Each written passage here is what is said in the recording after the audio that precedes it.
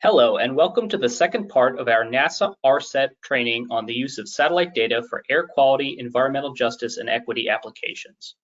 In today's part, I'll be giving you an overview of satellite remote sensing for air quality and focusing on how these data can be accessed and applied to support environmental justice applications. My name is Carl Mallings, and I'll be your host for today's training. I'm an assistant research scientist at Morgan State University, working at the NASA Goddard Space Flight Center through the GESTAR-2 Cooperative Agreement. My background is in civil and environmental engineering, and my work focuses on combining multiple sources of information to better understand air quality at local to global scales. By the end of this training, we hope that you'll be able to identify remote sensing data products which are most relevant to assessing environmental justice issues related to air quality and pollution exposure, and to articulate the benefits and limitations of using remote sensing data to assess environmental justice concerns related to air quality. Before that, though, let's start with a quick recap of last week's training. Based on the review of environmental justice applications for satellite data, which Tanya Kreutzer-Sayed and Ufoma Oviemeda presented in the last part, which of the following categories of environmental justice issues was most commonly featured in the literature review? I'll give you a few seconds to think of your answer.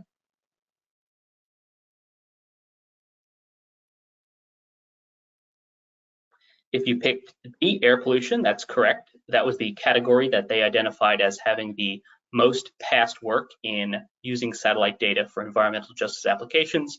And that's why in today's lesson, we'll be focusing on air pollution applications specifically. To further recap from last week's training, we started off with a general overview of how satellite data have been used to investigate various environmental justice issues, which you saw in the poll, and followed up with some in-depth looks at research investigating nighttime light exposure, drought, extreme temperatures, energy insecurity, and finally air pollution, which is what we will be expanding on today. Across all these applications, you saw how satellite data were combined with socioeconomic datasets to focus on disparities in the negative health impacts of these different environmental hazards across different communities and socioeconomic categories. Broadly speaking, the advantages of satellite data across all these applications include the wide area spatial coverage of these satellite datasets and their long temporal records, allowing both cross-sectional and longitudinal studies. Today, we'll see how this also applies to their use for air quality. However, there are also limitations to using satellite data, including potentially limited spatial resolution and temporal frequency for certain datasets with respect to what might be needed for a particular EJ study, as well as potential discrepancies between what can be observed from space versus what's happening at ground level. Again, we'll see the limitations of these in the context of air quality today as well. So, while last week we got a broad overview of the application of satellite remote sensing data to a variety of environmental justice issues, including air quality, today we'll be looking at satellite-derived air quality datasets in more detail to see how they're generated and what they can and can't tell us about air quality, which will hopefully give you a better sense of how to best use them in your own work. Before I get started, I just want to remind everyone that if they have questions, they should write them into the GoToWebinar question box at any time during the training, and we'll be answering all these questions at the end of the training today. We'll try to get to as many questions as possible live, but even if we don't answer every question, we'll be compiling all the questions and answers into a Q&A document, which will be posted to the training website about a week after the training. So you'll be able to go back and review all the questions and answers there, even the ones we don't get to live. To begin part 2, I want to provide some general background information about air quality and its impacts for those listening today who may be new to environmental justice issues related to air quality specifically, or for anyone who may not have been able to attend last week's training.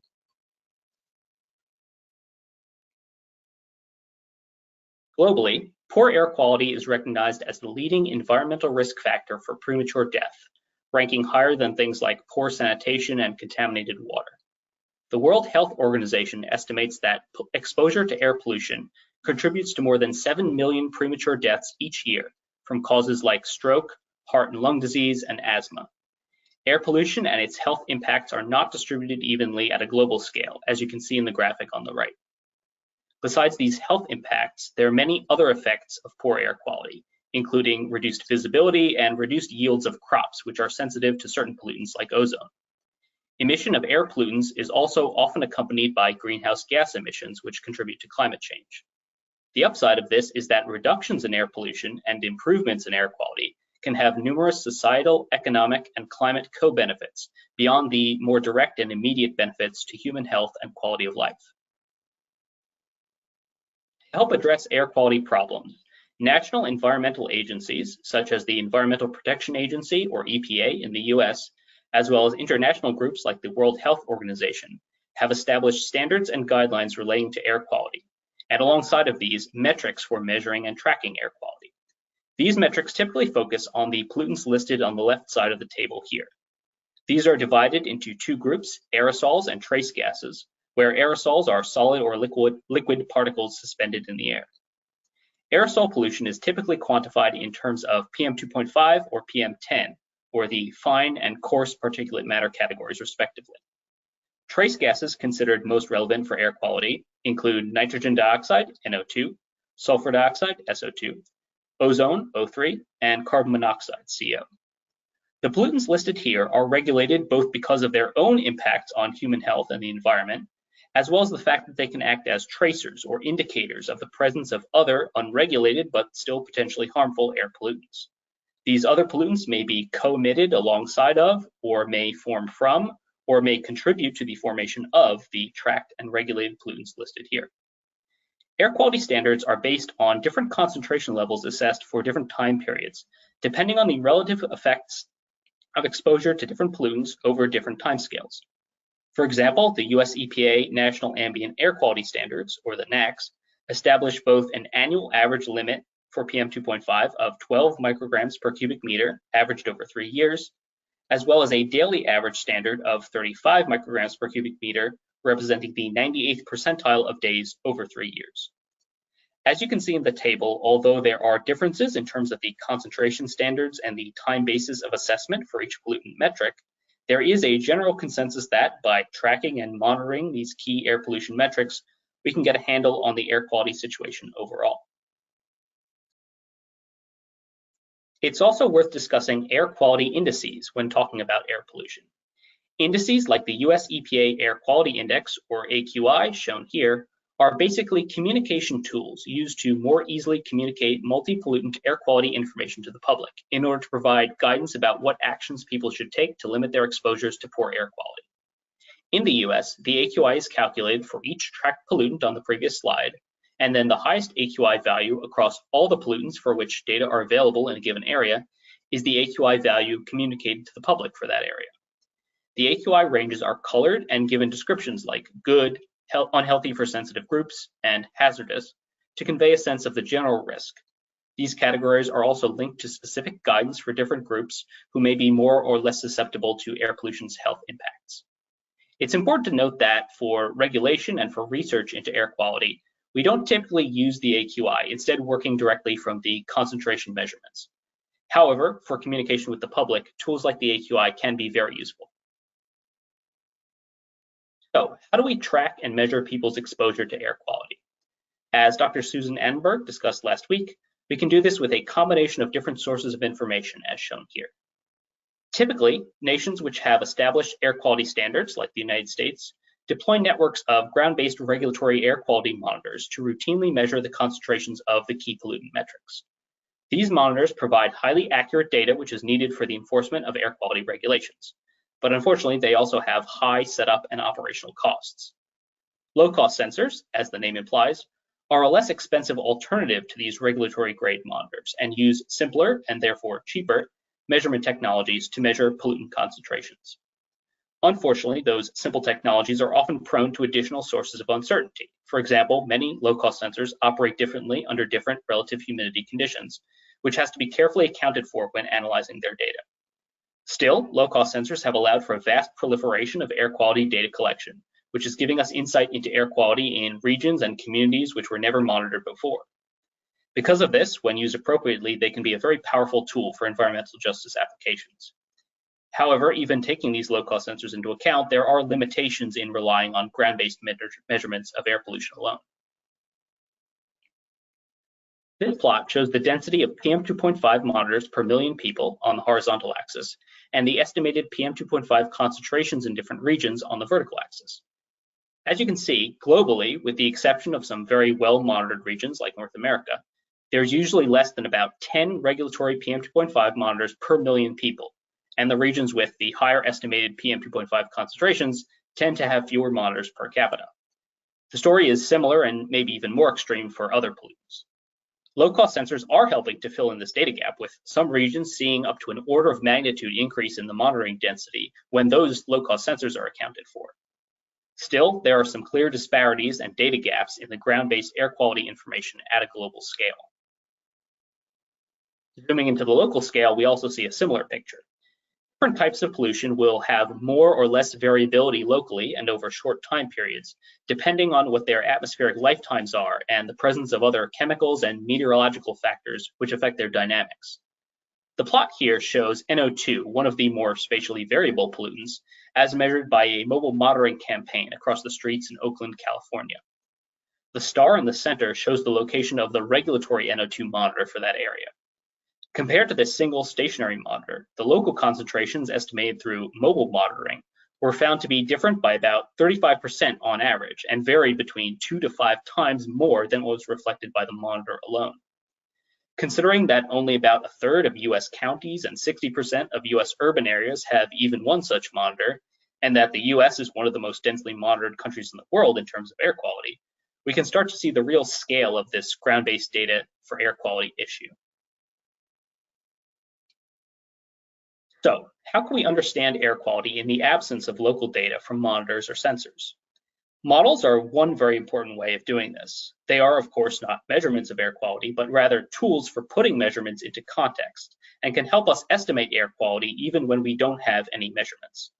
However, we still need measurement information in order to calibrate and to validate the outputs of these models.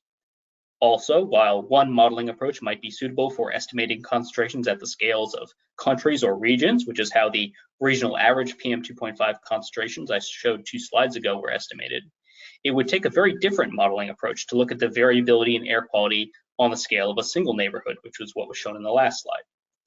Given the benefits and the limitations of ground-based monitoring, as well as the capabilities of the different modeling approaches, today, we're going to focus on the role that satellite remote sensing data can have in bridging these data gaps, and especially the capabilities of satellite data when used together with models and ground-based information for investigating air quality in relation to environmental justice.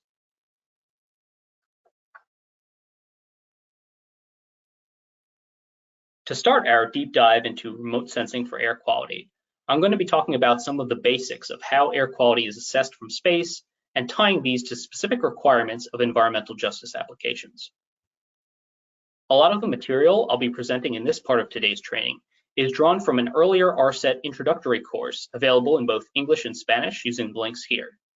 I'd encourage you to go back and watch those recordings if you want to know more details about what I'll be briefly summarizing in the next few slides. As you heard about in part 1, NASA, along with other international space agencies, operate extensive fleets of Earth orbiting satellites. Many of these have either a primary or a major secondary role of observing the Earth's atmosphere, and in doing so, they provide various kinds of information which are relevant for air quality. Here, I've highlighted a few of the key satellite missions for air quality.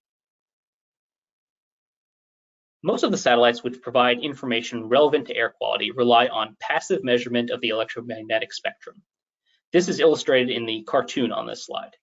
Basically, as you'll recall from the fundamentals of remote sensing training, light from the sun, including the ultraviolet, visible, and infrared parts of the spectrum, pass through the Earth's atmosphere, reflect from the surface, and pass back through the atmosphere to where it can be detected by a satellite overhead. Along the way, the intensity of the light at various frequencies is modified through interactions with gases and particles in the atmosphere. By taking the measured spectrum of light from the satellite, together with knowledge of what the original solar spectrum was, and applying a retrieval algorithm, which models our knowledge of optics and how light interacts with different particles and gases, we're able to retrieve geophysical quantities, which are basically properties of the Earth system inferred from this indirect measurement of the effect which the property has had on passing sunlight. For air quality applications, we typically consider geophysical quantities like the aerosol optical depth, or AOD, which measures the total scattering and absorption of specific wavelengths of light by particles and droplets in the whole atmosphere. This can be related, using some techniques I'll discuss later, to quantities like PM2.5, which is a measure of the mass of these particles. Other important geophysical quantities are the concentrations of trace gases in the atmospheric column. Many of the commonly tracked gaseous air pollutants, like NO2 and carbon monoxide, can be measured by remote sensing in this way. There are a lot of different properties of satellites and instruments which have an effect on how they can make retrievals of certain geophysical quantities, which have implications for how the data can be used to support different applications like environmental justice. The first property I want to talk about is orbits. Typically, satellites providing retrievals relevant to air quality are in one of two types of orbits. First, on the left, you have a low Earth polar orbit. These circle the Earth north to south and south to north, passing near the poles. As the satellite orbits the Earth also rotates underneath it, giving the satellite a chance to scan across the surface of the Earth. Depending on the satellite and the instrument, you can typically get a complete scan of the Earth every 1 to 2 days, meaning that a satellite will typically see any given point on the Earth about once a day. These orbits are also typically synchronized with the rotation of the Earth around the Sun in such a way that the satellite passes over a given point at roughly the same local time of day, according to the position of the Sun in the sky. So, polar orbits allow you to observe the entire Earth, making about 1 observation per day at roughly the same local time of day. As Dr. Susan Adenberg pointed out in last week's talk, most current satellite measurements, which are relevant for air quality, are in polar orbits. Geostationary orbits, in contrast, are higher and are synchronized with the rotation of the Earth, such that the satellite is always above the same point on the equator. This means that the satellite will always be observing the same hemisphere of the Earth. This allows for multiple observations of the Earth per day, at least as long as there's sunlight, and depending on the capabilities and the field of view of the satellite instrument. The downside of this is that the satellite will never be able to see other parts of the Earth. We'd need to launch multiple satellites with the same capabilities into different geostationary orbits to cover the entire Earth, and even so, we'd never get a very good look at the poles using this kind of an orbit. So, the satellite orbits have implications for where and when the satellite can observe. This can impact how useful they are for different applications. For example, if you want to research the environmental justice impacts of rush hour pollution using satellite data, polar orbiting satellites might pass over at the wrong time of day for you to do that. Instead, you might want to look into a geostationary satellite and make sure you find a satellite which observes your region of interest, along with the geophysical quantities which are relevant to transportation pollution.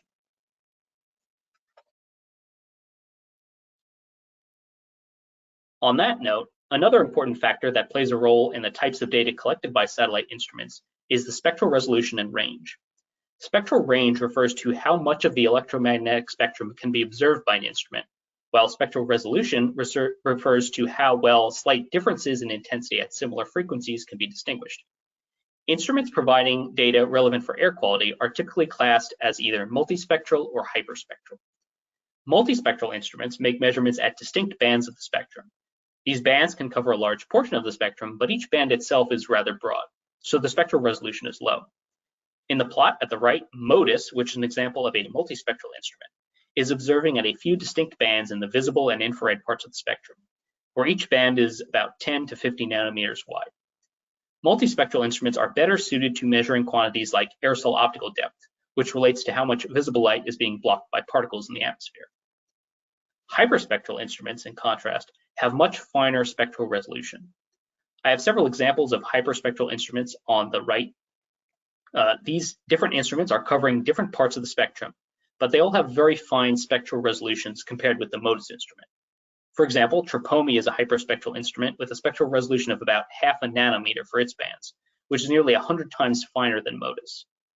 What this spectral resolution allows hyperspectral instruments to do is to distinguish subtle differences in the spectra due to interactions of light with different trace gases. This makes hyperspectral instruments much more suitable for providing data on trace gases in the atmosphere. For environmental justice applications, it's important to consider what kinds of pollutants might be impacting a given community and to choose instruments with appropriate spectral ranges and resolutions for capturing information about these pollutants. I also want to talk about spatial resolution. Usually, we consider this using the size of a pixel of a satellite instrument projected onto the Earth's surface directly below the satellite. This is the native resolution or the nominal resolution of the instrument.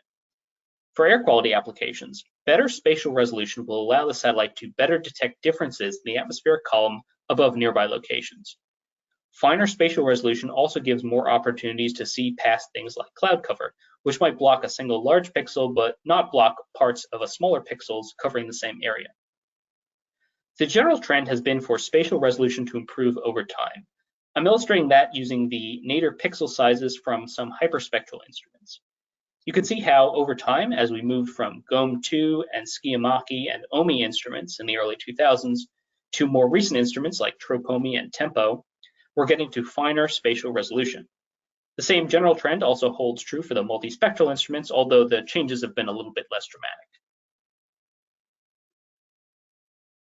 To illustrate the effect which this has had, here are some composites of 1 day of NO2 observations from the higher resolution Tropomi instrument on the left, which you saw in Dr. Susan Annenberg's presentation last week, compared to the older and lower resolution OMI instrument on the right.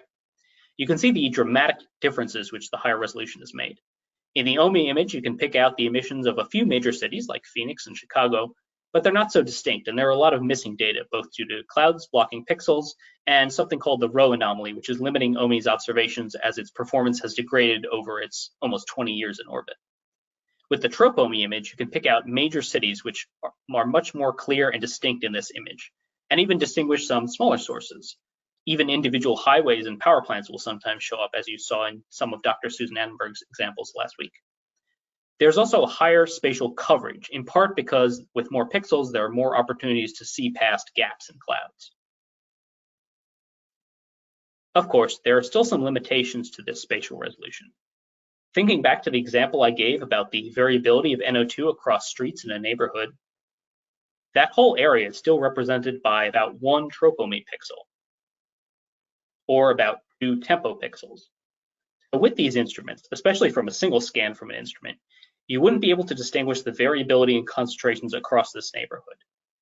We're not yet at the point where we can observe these street level differences from space alone.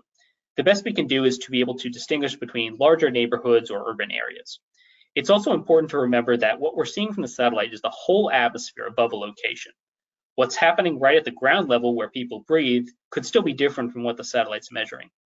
You'd have to start bringing in other sources of information from models, from land use information, and from ground monitoring data where it's available to really get at a quantitative analysis about what might be happening at these very fine spatial scales. So to summarize, what are the advantages of using satellite data in air quality environmental justice applications? I think the key advantage is the wide area regional or global spatial coverage that satellites provide, which can give you the big picture of the air quality situation, including where the hotspots are and where pollution might be moving from place to place. This is vastly more information and better spatial coverage that can be achieved with ground monitoring networks alone, even taking low-cost sensors into account. Secondly, we have the fact that some instruments like OMI have been in operation for many years, observing the same places on Earth every day with the same instrument. This gives us a great data set to look at changes over time, such as how shifts in human activity, like new environmental regulations or more recently the COVID lockdowns, have impacted air quality at a large scale, either dampening or sometimes exacerbating disparities. Finally, the spatial resolution of satellite air quality data has been improving to the point where we can start to see the variability within certain larger urban areas and to look at individual sources like power plants from space, as well as making comparisons across larger regions and between cities. We also need to acknowledge the limitations of satellites. As I mentioned, most of the satellites providing data relevant for air quality rely on sunlight to make their measurements. So in the absence of that sunlight, there won't be any data. This means no observations at night and no observations through thick cloud or smoke cover. This could bias our understanding of what's happening in the areas, especially where there's heavy cloud cover or where the area is frequently covered with wildfire smoke, if we relied on the satellite data alone. Also, as I mentioned, satellites are typically observing the entire atmosphere between the surface of the Earth and the orbit of the satellite.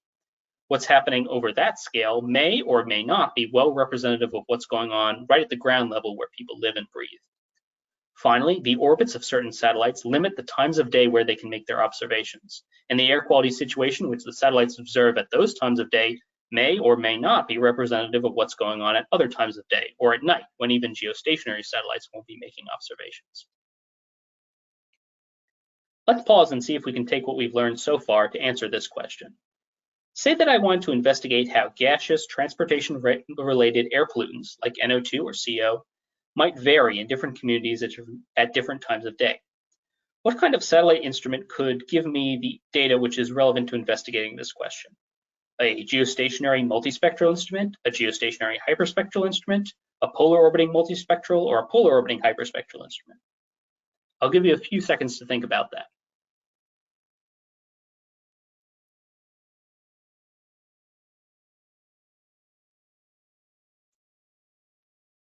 My best answer to this would be to look for a geostationary hyperspectral instrument. Because I'm looking at how concentrations vary at different times of the day, I need a geostationary orbital instrument to do that. And because I'm interested in gaseous pollutions, not necessarily particle pollution, a hyperspectral instrument is better suited to give me that kind of information. Before I move on to talk about specific satellite datasets and products, I want to talk a bit about processing levels. This is a system NASA uses to identify how much analysis goes into generating different datasets. It starts at level 0 with the raw information coming down from the satellite. At level 1, we use information from the position of the satellite and the pointing of its instruments to reference these raw data to the corresponding locations on the Earth's surface where the instrument was looking. Typically, the level 0 and level 1 data aren't used for air quality applications. Where we start to get more useful data is at level 2, when we apply retrieval algorithms to extract geophysical quantities like the column densities of trace gases, as shown here for NO2. At level 2, the data is still at the pixel resolution of the satellite, which is the highest spatial resolution we can get. But the locations and sizes of the pixels will be different depending on the orbital track and the viewing angle. To make the data easier to work with, we often also create level 3 datasets. These take the level 2 data and regrid them onto a uniform grid in space and time.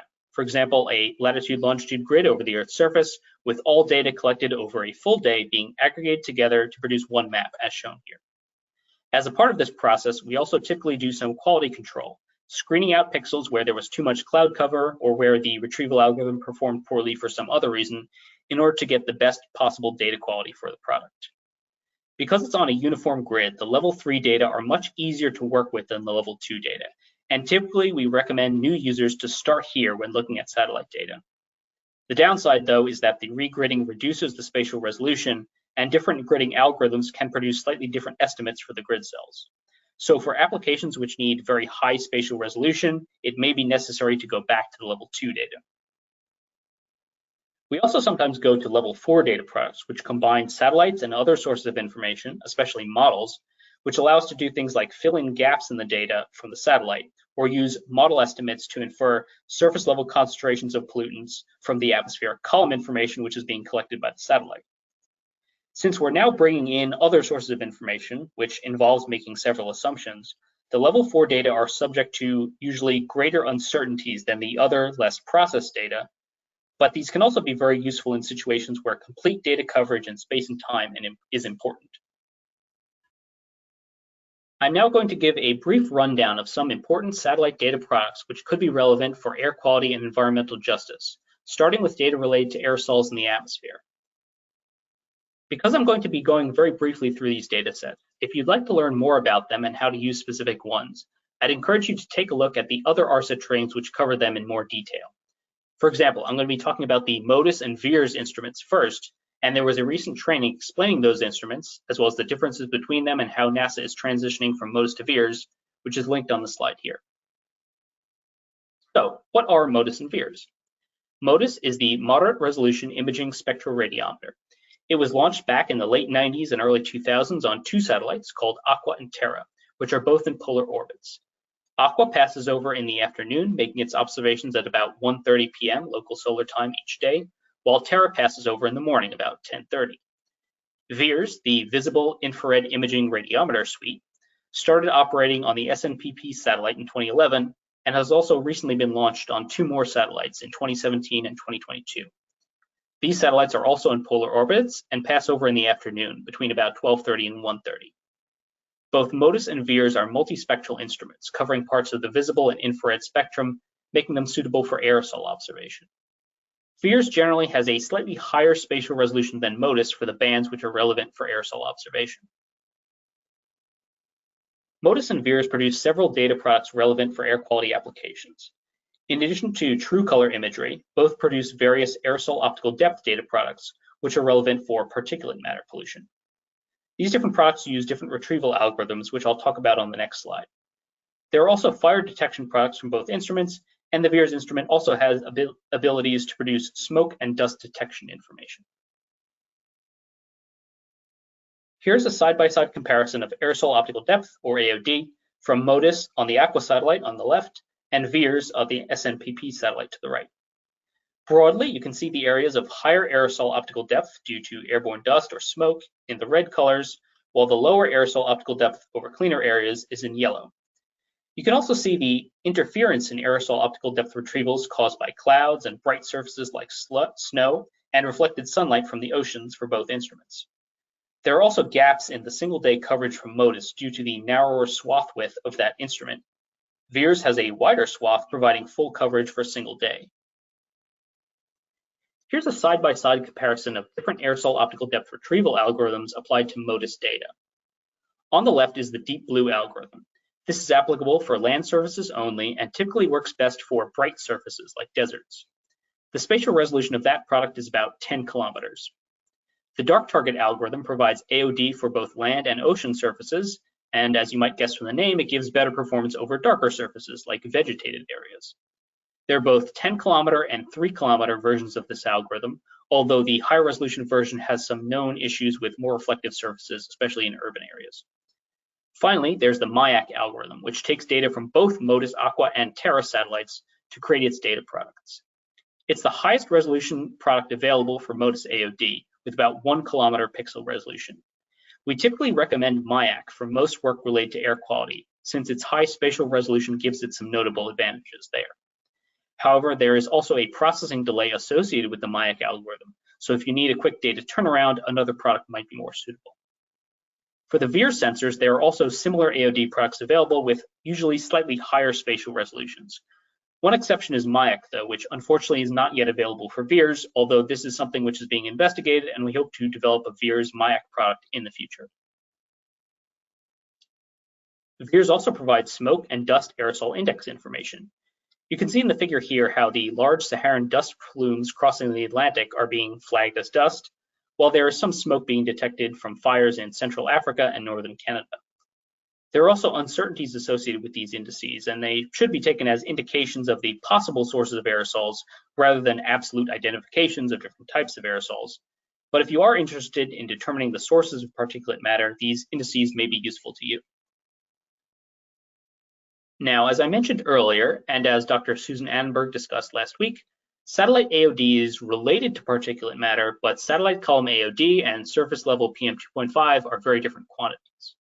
There are methods to infer one from the other, however, which typically involve combining satellite AOD with other information from models, as well as surface level PM2.5 monitor data where those are available. Various of these level 4 data products have been developed for surface PM using information from all these data sources put together. Dr. Susan Annenberg presented on some of these satellite-derived data products last week, and here I'm showing another example of such a data product, which is a monthly map of surface-level PM2.5 over the United States. There are several different generated data products for PM2.5 such as this, as well as different subsets of PM2.5 like dust or organic carbon categories, which have varying spatial coverage, either global or national, varying spatial resolution, typically 1 kilometer or less depending on the input data sources, and varying temporal resolutions, typically annual or monthly average data, although there are some daily average data sets which have been developed. Because of the data processing that goes into producing these level 4 data products, they typically take several months or even years to create, and so can lag quite a bit behind real time. However, for retrospective studies, these data sets can be very useful. The NASA Socioeconomic Data and Application Center, or CDAC, is a good resource for finding these data sets. While I've been talking about MODIS and VIIRS, which are polar orbiting instruments, I also want to mention geostationary instruments providing AOD data. The key advantage here is the higher temporal resolution available with geostationary instruments. For example, the instruments covering North America are capable of scanning the full hemisphere about every 10 minutes. This makes geostationary AOD very useful for tracking rapidly changing atmospheric pollution events, especially wildfire impacts. Depending on where you are, though, you will need to look at different satellites. GOES 16 or GOES East and GOES 18 or GOES West are the satellites which provide coverage for the United States. Other regions are better observed by other satellites as listed here, and the different satellites may have slightly different capabilities. Some surface level PM2.5 data products are also available using geostationary AOD data. Here I'm showing an example of a daily PM2.5 map over the contiguous US, created from a composite of AOD information from the GOES satellites and surface level PM2.5 monitored data for the US and Canada. You can access these images from the NOAA Aerosol Watch website linked at the bottom of the slide. If you're interested in using geostationary AOD data, I'd encourage you to take a look at our earlier ARSET training on accessing and analyzing air quality data from geostationary satellites, which is linked here.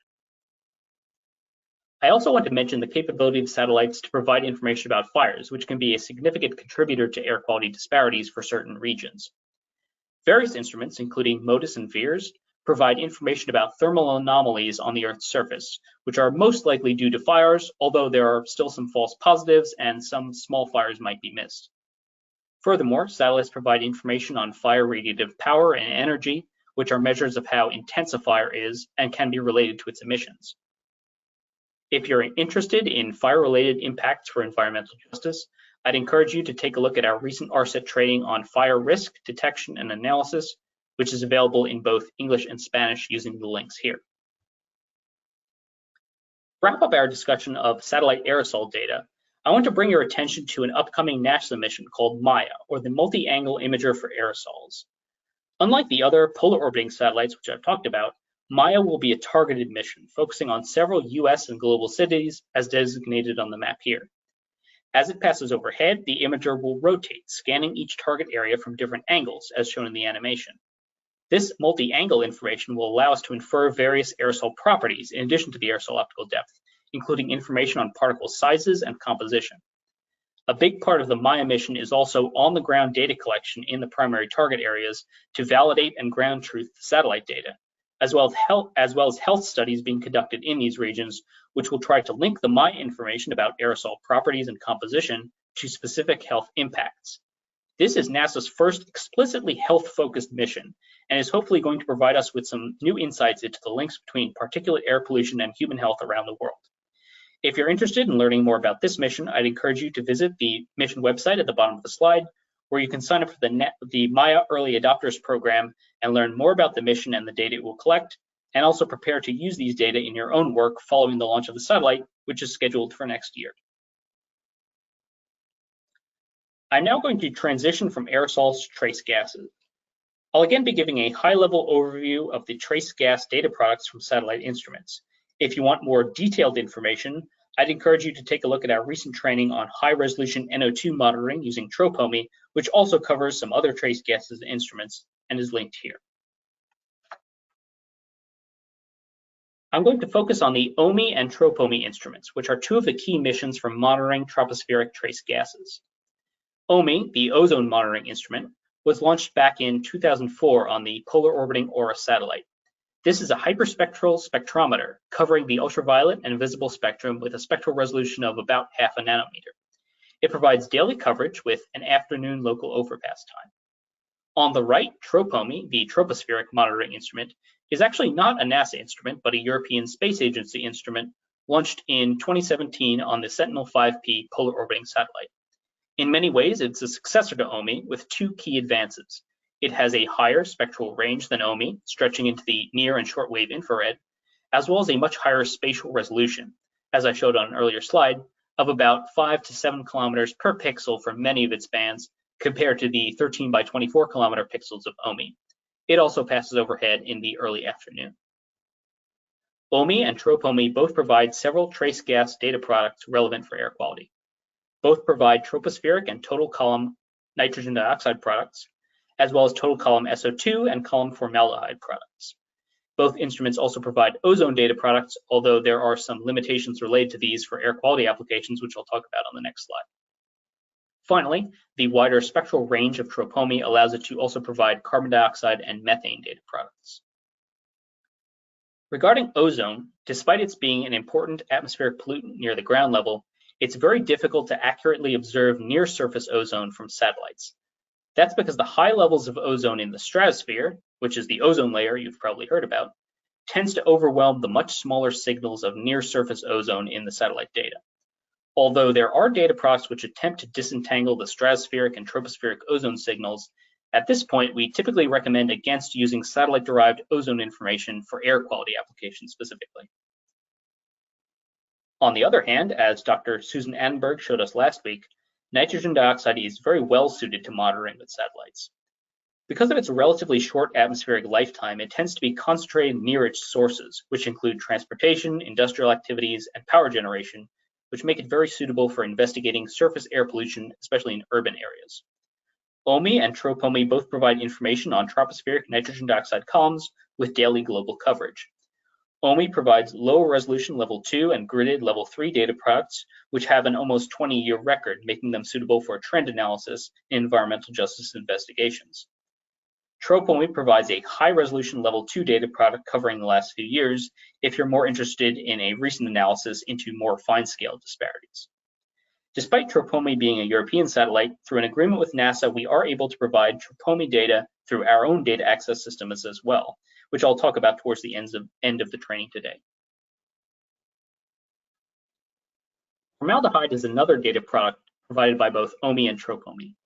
While it's not often used directly for air quality applications, it can serve as a rough proxy for other volatile organic compounds, since it is a byproduct of the many reactions which involve these compounds. It's also used together with nitrogen dioxide retrievals to examine ozone formation potential. While we can't observe near-surface ozone with satellites, by using the ratio of formaldehyde to NO2 from the satellite data, we can take a look at whether different regions are in the so-called VOC-limited or NOx-limited regimes in terms of ozone formation, which has important implications about what kinds of policies might be more effective in reducing ozone pollution in those different areas. Again, OMI provides the longer data record for formaldehyde, while TROPOMI provides more recent, higher spatial resolution data sets, with TROPOMI data being available by NASA through an agreement with the European Space Agency. Sulfur dioxide is also a key pollutant observable by satellites, although typically only very large sources like volcanoes and major industrial activities like smelters will produce an appreciable signal in the satellite data. This means that in general, satellite SO2 data cannot be used directly for most air quality and health applications, but in certain specific regions, these SO2 sources can have major local impacts, and so it still may be relevant where source-specific SO2 emissions are of particular concern. One thing to note for sulfur dioxide retrievals is that certain assumptions must be made about where in the atmosphere the sulfur dioxide plumes are concentrated.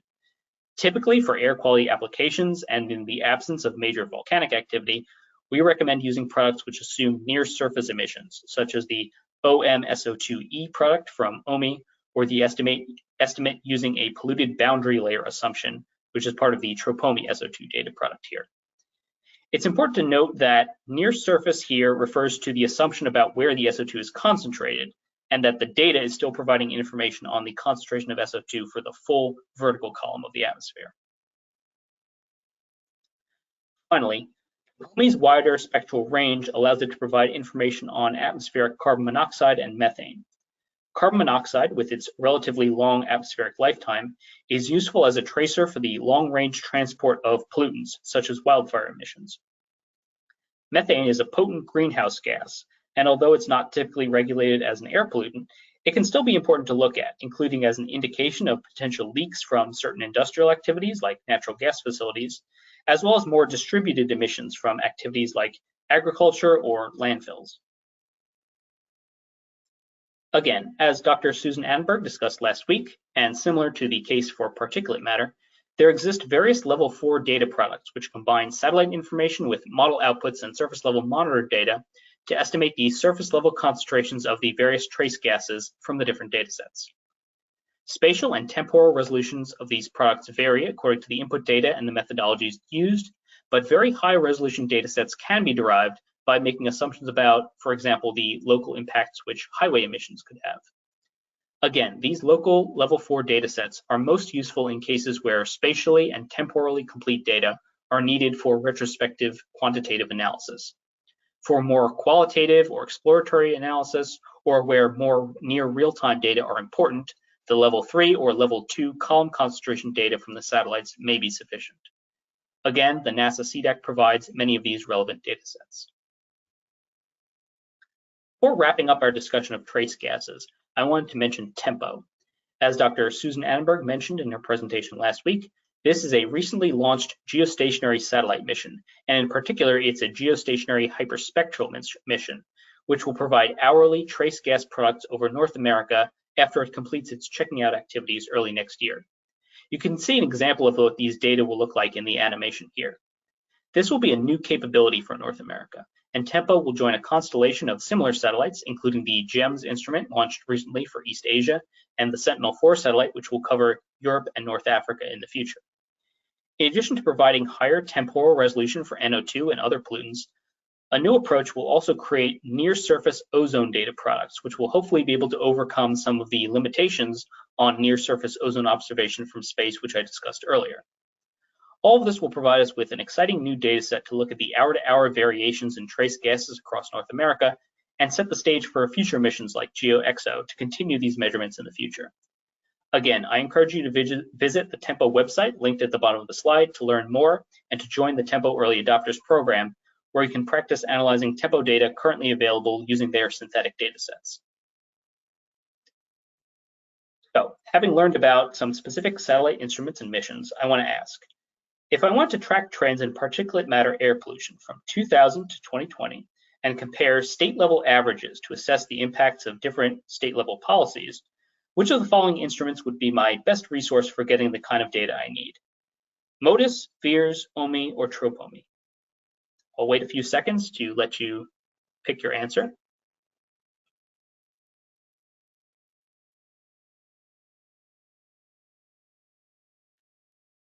So my choice here would be the MODIS instrument, and that's mainly driven by the time series I'm looking at. If I want data that goes all the way back to 2000, only MODIS was in operation back then. VIIRS launched much more recently. OMI launched back in 2004, but this is a hyperspectral instrument which is better suited to gas observations than the aerosol observations, which are related to my topic of concern for this study. So in this case, I would pick MODIS as my answer. To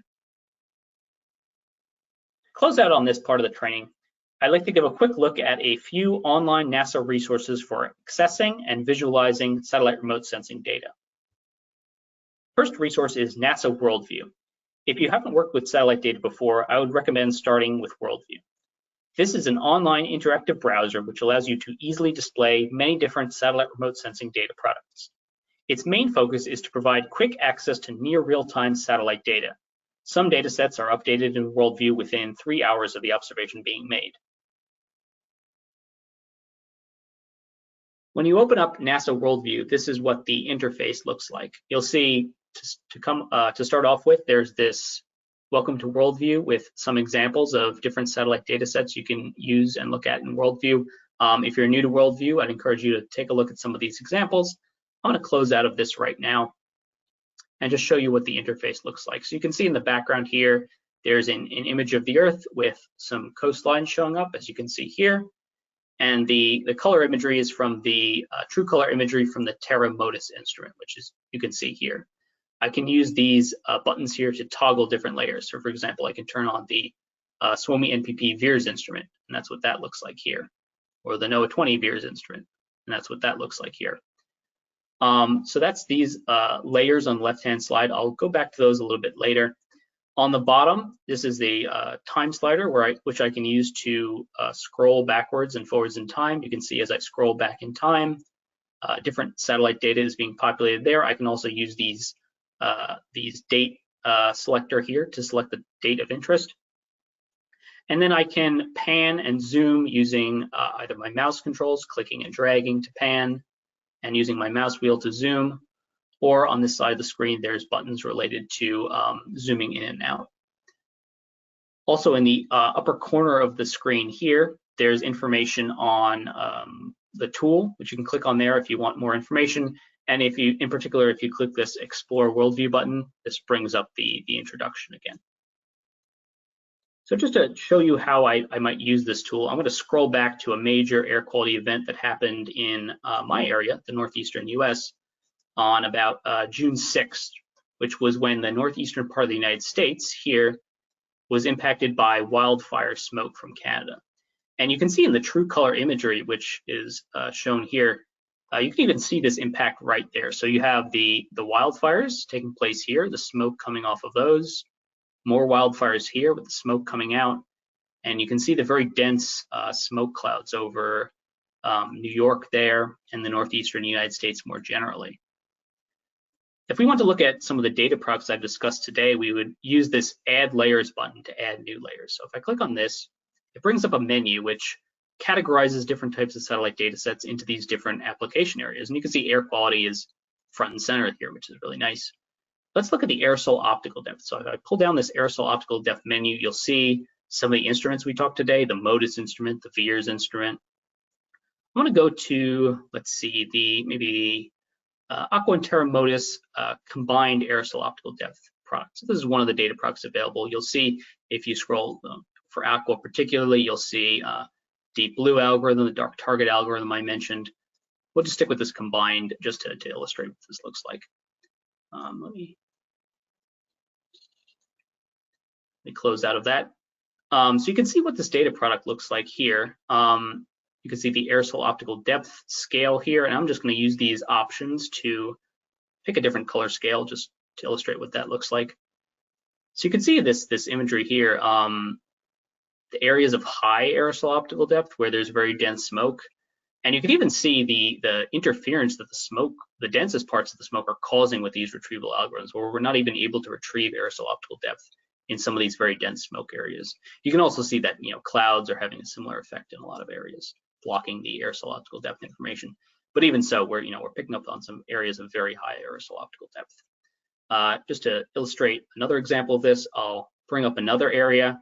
I can also bring up, using this menu, the fires and thermal anomalies here, and I'll pick the Aqua and Terra MODIS fire and thermal anomalies product. I'll check that, close out, and you can see these orange dots which have shown up indicating the locations of fires detected by the satellite. So you can really see how you can use this tool to overlay a lot of different data sets and just get a broad look at what the data is telling us in terms of information about air quality, fires, and various other things that we might want to look at. Another website I want to point out is Earthdata Search. While Worldview was more focused on the visualization of data, Earthdata Search focuses on selecting and downloading data to conduct your own quantitative analysis. It provides options to filter data according to the instrument, the observation type, the data product, as well as to subset data using temporal and geographic search filters. Once selected, it provides details about how to access and download the selected data. So this is what the Earthdata Search tool looks like. You can see it's a little bit similar to the Worldview tool. We have a map of the world in the background here, some options on the left for the different layers we can look at. Before we get started, I want to encourage you to take a look at the upper right-hand corner here and check if you're logged in. In this case, I'm not logged in. To use Earthdata Search in the most effective way, you need to log in with your Earthdata account. These are free accounts to create. I've already created one, so it's logging me in automatically here. If you don't have an account, again, it's free to create, and there will be some instructions on how to create that account and log in with it. And that's a useful account across many different NASA online services. So you can see here that it has my name. I'm logged into the account. So what Earthdata Search, as I mentioned, is most useful for is for finding and selecting different data sets of interest. And you can do that in a couple of different ways. There are many different filter options on the left-hand side here. You can search by different keywords. For example, atmosphere, I would go in there to look for air quality information, for example. You can search by platforms and instruments. For example, if I go into instrument and I scroll down, I'll eventually find MODIS, OMI on this list. MODIS is on that list too. You can search by processing levels I mentioned, from level 0 to level 4, and some additional specialized processing levels for different products are also available there. You can search in terms of the resolution, the data latency. So you can use those keywords to filter down things. I also find it's very easy if you happen to know the code of a satellite data product, you can search for it just using the search bar up here. So I happen to know that for the Tropomi dataset, which what I'm going to be demonstrating here. So the dataset I care about starts out in this way. So if I type that in and click the search button, give it a couple seconds to search, and it comes up with the Tropomi datasets I'm interested in. This is the level 2 nitrogen dioxide dataset. This is the most recent high resolution dataset. You can see some information, basic information about the dataset here. If you click on this I button, this brings up more detailed information about this data set, and there would even be a link to the landing page, the dataset landing page for that particular data set. I'm going to press the little plus button here, and that adds this data set to my search collection.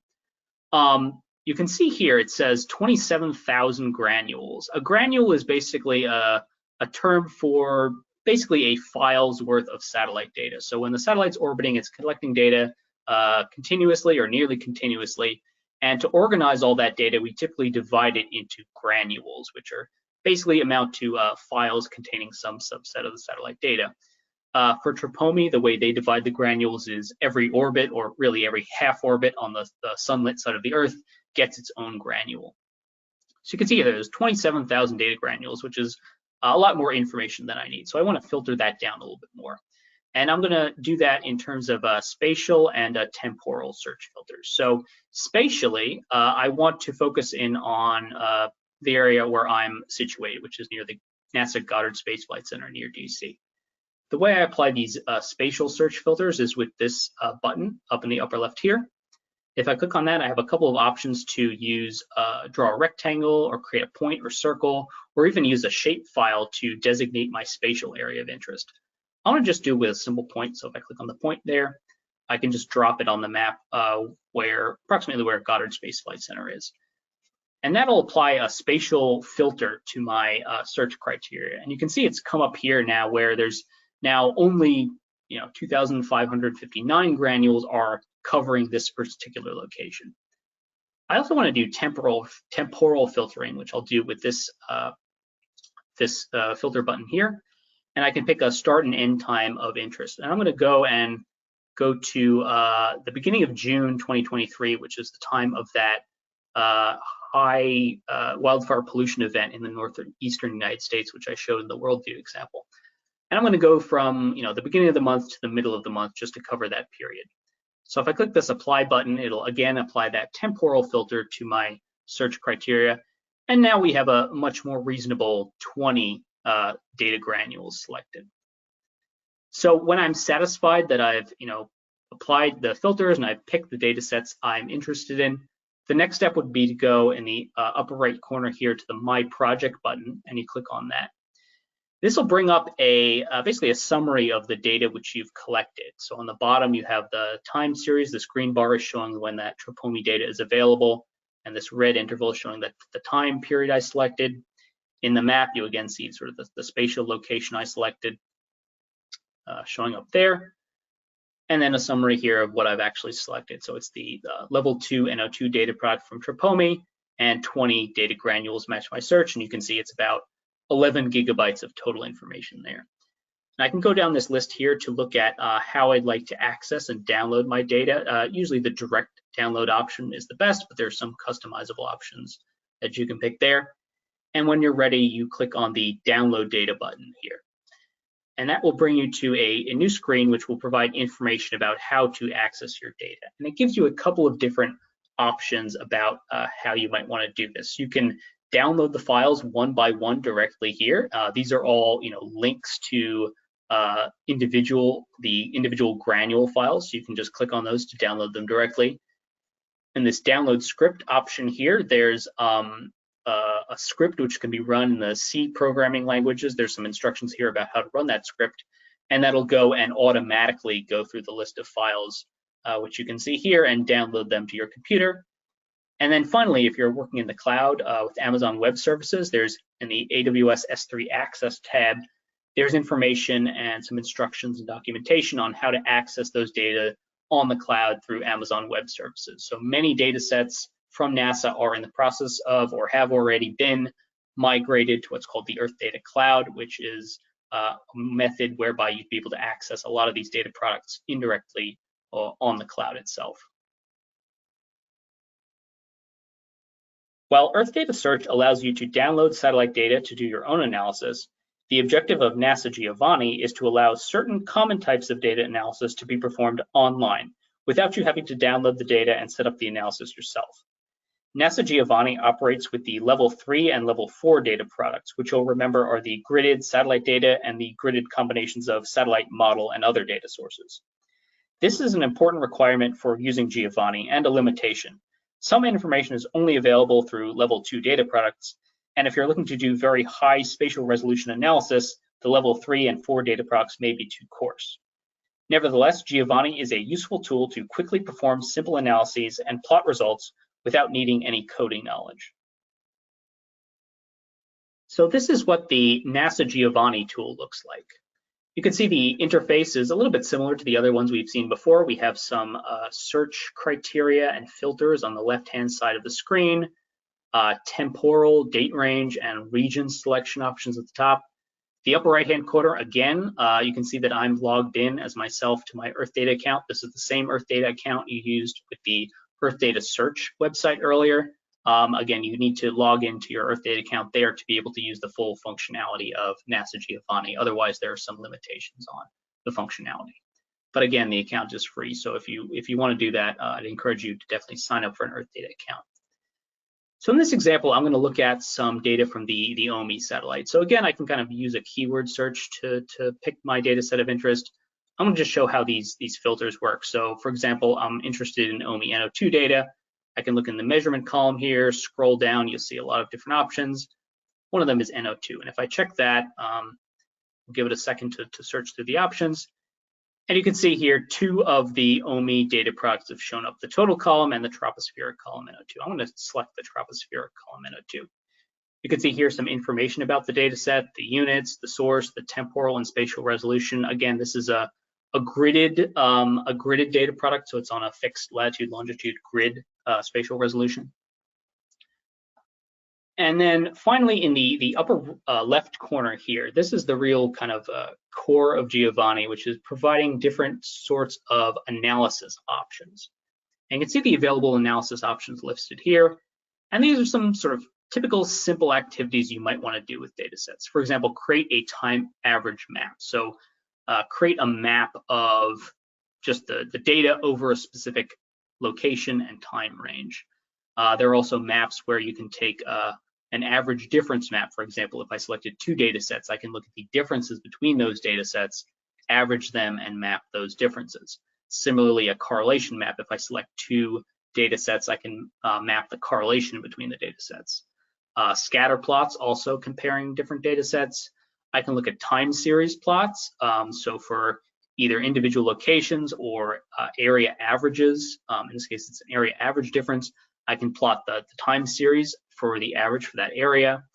I could plot, again, recurring time series. Also, there's a recurring averages option, which I'll show a bit later. So if you wanted to look at, for example, the recurring patterns at daily or weekly, monthly, seasonal frequencies, you can use these recurring average options to do that. And there's some other options related to vertical profiles if you're interested more in the vertical profiles of the atmosphere. So just to illustrate this tool, I'm going to start off with a simple time average map option. And I'm going to, again, go back to that wildfire event that happened in early June of this year. So I'm going to go from 2023, June 1st, to maybe June 10th. That's my date range of interest. And then I would select the spatial area of interest. I can type in the coordinates of the bounding box. I can also click on this button to bring up a little map and maybe zoom in on North America and draw a little bounding box over, the United States, maybe get a little bit more of Canada in there too. And that's my area of interest for this analysis. I can also refine that if I'm not satisfied. Once I pick the data set and the plot I want to create and the time and region of interest, I go down and I hit the plot data option here. This may take a few seconds or even a few minutes if you're launching a more complicated analysis to run. Hopefully it won't take too long to run now.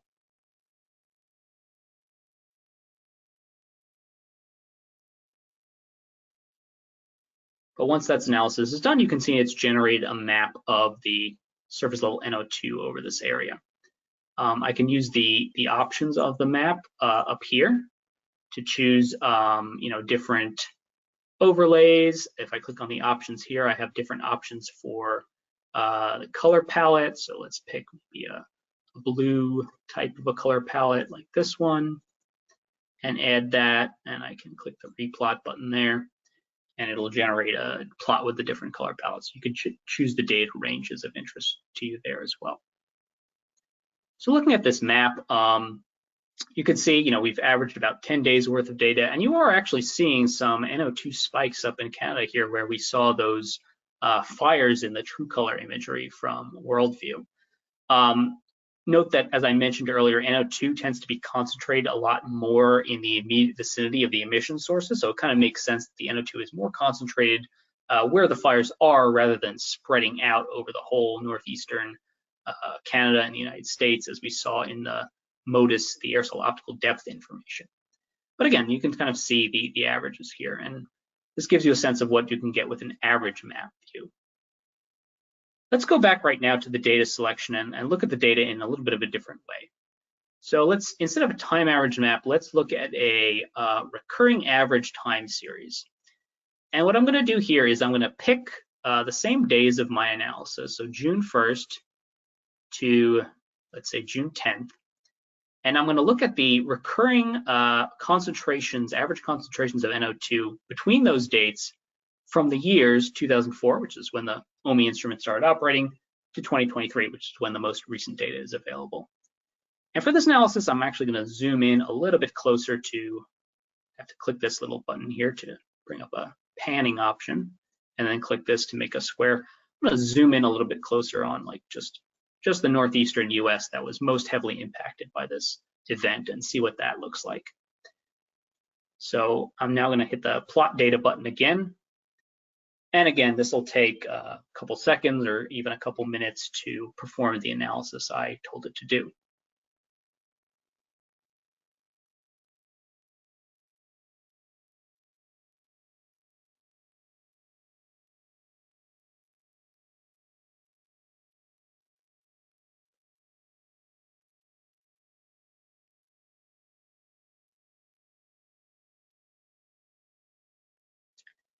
So once the analysis is done, you can see that it's generated this time series plot from the data. You can see by looking at this how the NO2 has really varied over this region. You can actually see in 2023 it was some of the lowest concentrations of NO2 in this region and for this particular time interval. So the NO2 from this particular wildfire event, the NO2 was not really a major impact on the local concentrations, probably. There are, of course, some nuances to this analysis. For example, we know that cloud cover and dense smoke cover can block some satellite instrument observations. So it may just be that there was some higher surface level NO2 concentrations, but the that dense smoke in the atmosphere prevented the satellite from seeing that. We'd have to dig a little bit more into the data to see whether or not that is the case. But this analysis really gives us a good overview of the trends in air quality. So you can kind of see, the general trend, as we've been seeing for many places in the United States, is reduced NO2 concentrations and improving air quality over time. You can see in 2020 there was a slight dip in air quality. If we picked a different area of coverage and a different time range, we might see a little bit bigger of a dip there. And that's typically associated with the COVID lockdown. So when those lockdowns happened, we saw less traffic on the streets, and traffic is a major source of NO2. So that showed up more or less clearly in different satellite data sets for different areas and for different specific time periods. I picked a June 1st to June 10th. That's a pretty short time interval. So it may not, and I picked a region that covered a large portion of the country, including more rural areas. So that signal of reduced NO2 due to those lockdowns is not as strong in this particular analysis than it might be in an analysis that focused a little bit more on an urban area and looked at a longer period of time to really get the longer term trends in that. But again, hopefully this has shown you just an illustrative example of how you can use Giovanni to do these kinds of analyses And without having to download the data yourself, you can get some insights into what might be happening quantitatively in the satellite data. So to summarize today's training, satellite remote sensing data can be used to complement surface-based air quality monitors to fill gaps in our understanding of air quality around the world. Satellites usually provide retrievals of column quantities like aerosol optical depth. It's important to remember that these aren't the same as surface level quantities like PM2.5 concentrations, and they can't be directly quantitatively compared, but they can provide indicative qualitative information and can be used together with other information from models and surface monitors to create level 4 data products relevant for surface level air quality. When using satellite data for different applications, it's important to remember that different instruments and different products with different processing levels can have different spatial and temporal resolutions. For environmental justice applications, it's important to match these spatial and temporal scales to the scale of your analysis. For example, if you are looking at spatial disparities in a potential pollutant exposure, the spatial resolution of the satellite data product you're using should be similar to or finer than the spatial scale of the disparities you're considering. Also, wherever feasible, you should try to verify the ability of the satellite data product to identify disparities in near-surface pollutant concentrations at the relevant spatial and temporal scales by performing comparisons from satellite data to surface-based data in or near your study domain. Finally, NASA provides some free online resources for visualizing, accessing, and analyzing satellite data products, which I walked through briefly today. Looking ahead to our next and final training session of this series at the same day and time next week, we'll be looking at some interactive exercises demonstrating how to combine satellite data and demographic data for analysis using the EJ Screen tool, as well as Python data analysis code. Between this session and the next, if you'd like to get familiarized with some of the data products I've discussed today, I would encourage you to take a look at the Worldview or Giovanni web tools I demonstrated. You can zoom into your local community or an area that's of interest to you and think back to a significant air quality event in your area, or try to pick a representative day or time interval and take a look at the various satellite data sets for aerosols and trace gases and what they look like at this location and time. If you see anything of interest or which you didn't expect to see in the satellite data, or if you don't see something which you think you should have, make a note of it. If you registered for the HeyCast forum after part 1, consider posting a screenshot of what you find there for us to discuss. Just as a reminder, this is a purely optional exercise and is not a part of the homework which will be sent out at the end of the training course. This is just a suggestion if you'd like to start exploring some of the data on your own. A homework assignment, which will be posted at the end of the training course, will be available on the training webpage on the day of the final training part. That's September 6th, and it will be due 2 weeks later, September 20th. To get a certificate for completion of this course, you'll need to attend all 3 webinars live and complete the homework assignment before the given deadline. If you do that, you'll receive a certificate via email about 2 weeks later.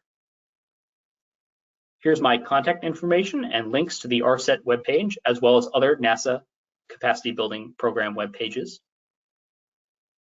And finally, here are some resources and links to many of the materials, websites, and datasets which I mentioned today, which can provide some further guidance as to how to best access and use these satellite datasets for different types of analysis. Thank you very much for your attention during today's training. We'll now move into the question and answer portion of the training.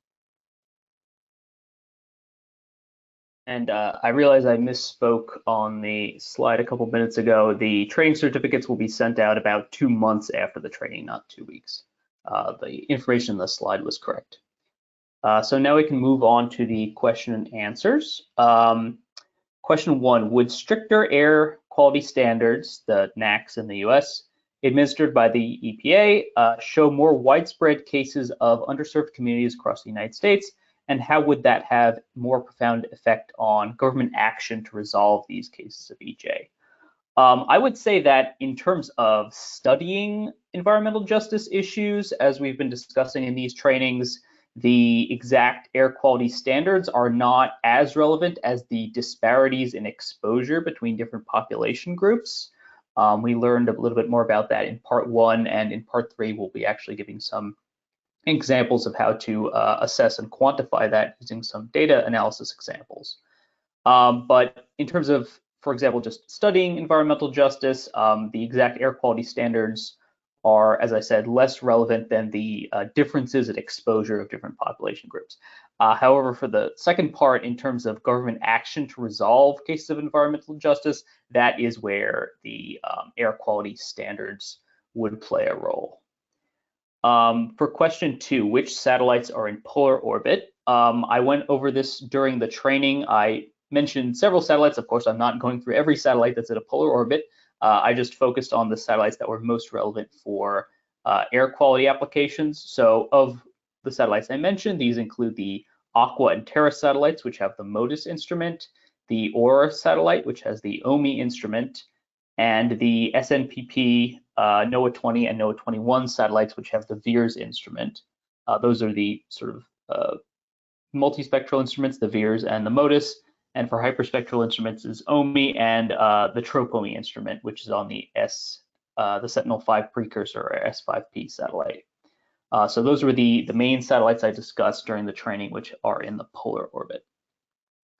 For question 3, does NASA have any open source models that can be loaded into Python for real-time analysis? I'm not sure exactly what this is referring to in terms of models. I will say in terms of atmospheric chemistry models, I'm not aware of any that can be run for real-time analysis in Python. These are very complex model systems that have a lot of inputs and a lot of variables and require a lot of processing power to run. For example, the Global Modeling and Assimilation Office, which is where I work at NASA, runs several models in what's called the GEOS family, the Goddard Earth Observing System family of models. And while these models are openly available, you can go to GitHub and download the source code. They require quite a bit of expertise and quite a bit of computational resources to be effectively set up and run. If you were referring to like machine learning models or data analysis type models, there are Python examples we have. For example, in part 3 of this training, we'll be giving some Python code out, which is an example of how to analyze demographic and NO2 concentration data together to look at environmental justice issues. So we'll be giving that demonstration in Python. It's not a real-time analysis. It'll be looking at some retrospective data, but it will be an example. And if you're interested in machine learning, ARSET recently had a training on the fundamentals of machine learning for Earth Science course. So that that gave several examples of how different machine learning models, including open source models in Python, can be used to answer many types of Earth science questions, including questions related to air quality and potentially questions related to environmental justice. So question 4, could you please explain the hyperspectral and multispectral differences again in equations? I think the exact equations that describe retrievals from hyperspectral and multispectral instruments are kind of beyond the scope of this course, and frankly something that I'm not an expert in. You have to speak to the sort of designers of these instruments and the algorithms, which is not something I'm directly involved with. But and if you wanted to learn more about those equations, I'd recommend searching out textbooks or university courses, if you have access to them, that go through the fundamentals of optics and concepts of remote sensing. And they'll typically go through the fundamental optical and physics properties that govern remote sensing and then how those are applied. At a more conceptual level, which is where this training is more focused, you can think of the differences between multispectral and hyperspectral instruments as a hyperspectral instrument, by providing more information about the intensities of light at different frequencies, gives you more degrees of freedom in terms of designing algorithms that can identify slight differences in data caused by different effects. So as a kind of analogy for this, if you were thinking about the presence of a gas causing changes in the spectrum of light, if you think of that as a fingerprint, and we're trying to identify different gases by is sort of analogous to distinguishing different fingerprints from each other. So if you want to do that, the better and sharper picture you had of those fingerprints would give you an easier job of distinguishing fingerprints from each other. Whereas if you were using a blurry picture of a fingerprint, it would be much harder to tell whose finger that fingerprint belongs to. So that's kind of just a conceptual analogy of what we're trying to do and why a hyperspectral resolution, which in this analogy is the sharper image of the fingerprint, is more useful for telling different trace gases apart from each other than a blurrier image in this analogy, which corresponds to a multispectral instrument. And again, the fundamentals of remote sensing course goes into this in a little bit more detail, not in terms of the equations, but in terms of more of the conceptual ideas behind these concepts. All right, so for question 5, what would be a good resource to learn about row anomalies and changes in older satellites? So for the row anomaly specifically, that's something that's affecting the OMI instrument. You can go to the OMI webpage. The OMI instrument operators have a webpage dedicated to the instrument, and they keep that up to date with information about how the instrument's performing, including any kind of degradation in the sensor. We also have a training, an ARSET training on, the training is referring to the TROP-OMI instrument, but part 1 of that training does cover the OMI instrument and covers, among other things, the row anomaly and how that's affecting the OMI data. So if you're interested in that. More generally about changes in older satellites, again, the web pages for these satellites will typically publish summaries or reports on the data quality of the instrument data that these satellites are producing. I know the TROP-OMI webpage has a whole section of its website dedicated to different reports, which are periodically generated about the quality of the satellite data and how well it agrees with other information sources that are measuring similar things. And the instrument teams which are operating these satellites also routinely publish scientific papers where they summarize these results. So, if you're interested in specifics about a specific satellite, I'd advise going to the satellite's website and looking there to see what the latest reports are about the data quality. For question 6, what would be a good resource to learn about the impact of smoke on satellite data? For example, what extent of smoke blocks the instrument? We had a recent training on both the MODIS and the VIIRS instruments, which are, again, aerosol instruments, and we went into a little bit of detail on that about the limitations of those instruments. We also had a recent NASA ARSET training on wildfires, and in part 3 of that training, we also addressed this question on the smoke impacts on satellite data. In this case, it was specifically referring to the ability of the satellites to detect active fires, which is what the focus of that training was. So if that's of interest to you, you can check that out. I would say that in general, the areas of thick cloud cover or thick smoke cover will cause larger uncertainties in the satellite data and eventually prevent a reliable retrieval.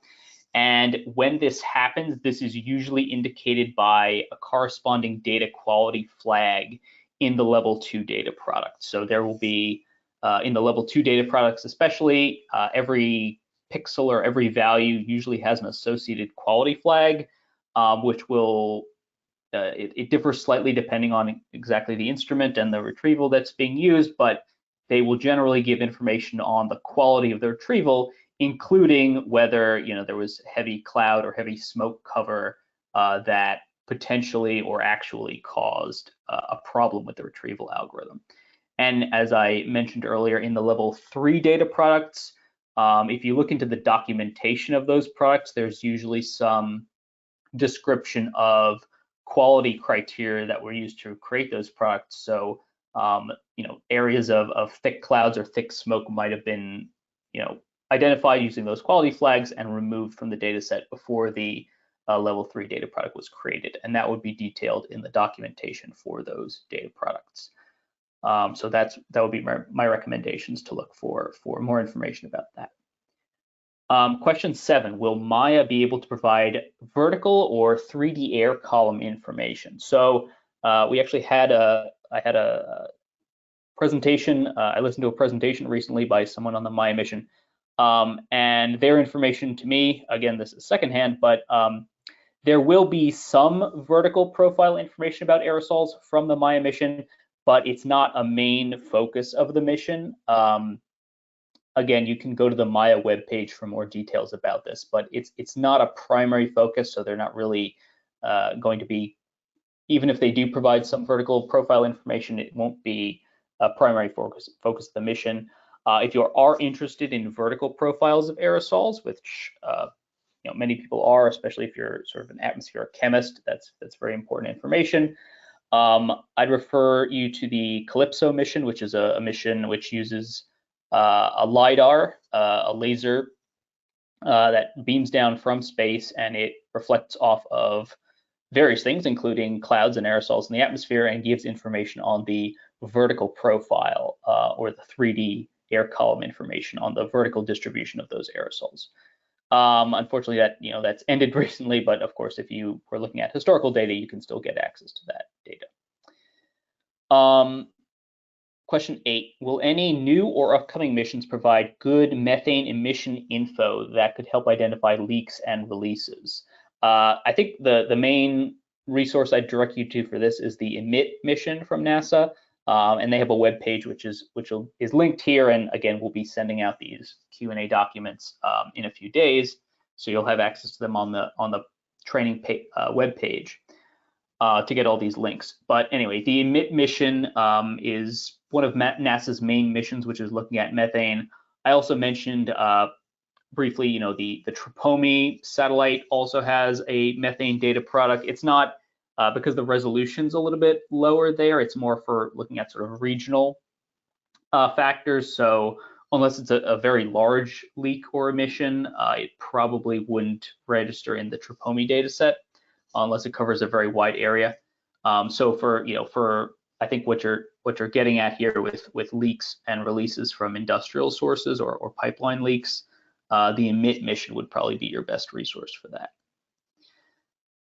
Question 9, are all these sensors passive sensors? There is no nighttime data collection yet. So yes, that's true. For this training, we focused on the passive instruments. They are the most typically used for air quality applications. There are active instruments as well. The Calypso mission, which I mentioned earlier, is an active mission. It uses a LiDAR. The general limitation of these active missions is that they typically have a very narrow swath width, which means that they only cover a very small portion of the Earth's surface on each orbit, or conversely, it would take many orbits and a long period of time to cover the full surface of the Earth with data. So they're not typically as useful for near real-time applications and air quality applications as the OMEs and the Tropomis, which are passive instruments, but they do exist and they are of course useful. In terms of nighttime data collection, again, yeah, because these are passive instruments that mostly rely on sunlight, generally there are no nighttime retrievals of the air quality relevant information like the trace gas columns or the aerosol optical depth. I will note that again, there has been some recent work in this area. I'll be hearing in a few weeks about some recent work that is very interesting on looking at using moonlight instead of sunlight, basically, to get aerosol optical depth information. Of course, there are a lot of limitations to that. You need only certain times of month where the moonlight is bright enough to get enough of a signal to get this kind of information, but still a very interesting concept and approach.